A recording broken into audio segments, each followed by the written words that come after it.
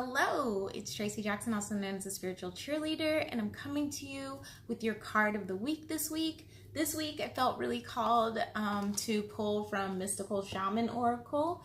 I haven't pulled from this deck in a while, but I've been reading a book by Alberto Villoldo, who also co-authored this deck. I'm reading Shaman Healer Sage right now, and just have kind of really been getting into the whole aspect of healing and healing from the shamanic rituals and things of that nature. So I felt called to use this deck this week, and our card for this week is actually corn, and it's in the medicine mode.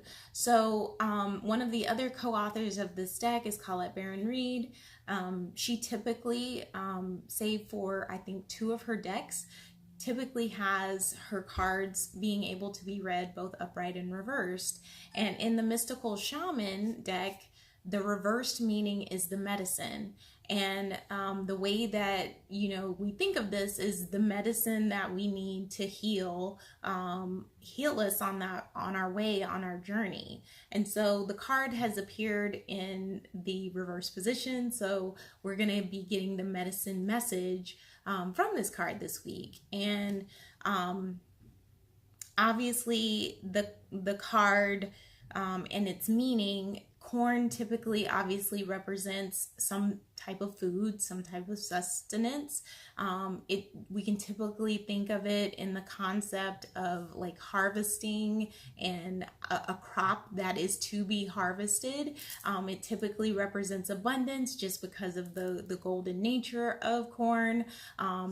Also the fact that it has the green. So those are the kind of underlying meanings of corn. When we see it in the medicine position, it's really kind of calling us to look at where maybe we are trying to make things happen quickly and avoid taking shortcuts to get to what we perceive as our desires or our dreams.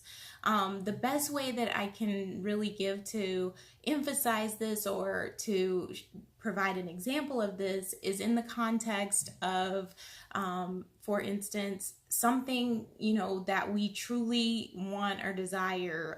So many on the path, on the spiritual journey path, we want to get out there. We want to work as light workers. We want to leave our 9-to-5 jobs. We want to, do what it is that our heart has been calling for us to do. And sometimes we kind of fast track that. And we might end up spending money on things that have promised us a certain result in a short amount of time, or we, do things that we think are going to shortcut our method of getting to where we desire to be in a small amount of time, not recognizing that we might need to go through the healing journey that's needed. Like, it might not be a 30-day process. It might not be a 60-day process. It might not be a year-long process. It might be 2 years. It might be 5 years. It might be, in some cases, 10 years. It just depends on, where we are and what needs to happen for us to get us to that point. That doesn't mean that it's not happening. That doesn't mean that it has to take that long. But the thing is, I feel, and the feelings that came up for me when I was reading over the message here, and the things that I really felt Spirit wanted me to convey were the fact that don't rush it. Don't rush the process. Just like corn takes some time to grow.